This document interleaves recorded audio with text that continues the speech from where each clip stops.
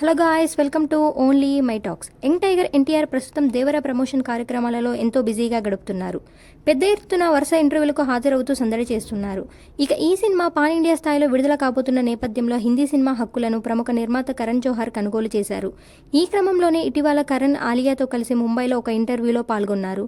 ఈ ఇంటర్వ్యూ సందర్భంగా ఆలియా ఎంతో చక్కగా చుట్టమల్లే సాంగ్ తెలుగులో పాడి అందరినీ ఆకట్టుకున్నారు.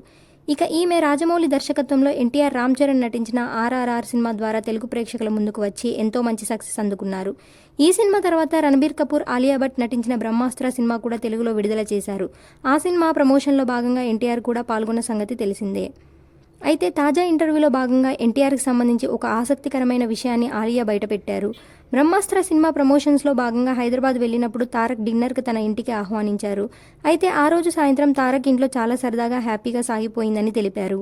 అయితే ఆ సమయంలో నేను 9 మంత్ ప్రెగ్నెంట్, అలా సరదాగా మాట్లాడుతూ పాప పుడితే ఏ పేరు పెట్టాలి, బాబు పుడితే ఏ పేరు పెట్టాలి అనే డిస్కషన్స్ జరిగాయి. ఆ సమయంలో ఎన్టీఆర్ పాప పుడితే రాహా అని పేరు పెట్టమని చెప్పారని ఆలియా వెల్లడించారు.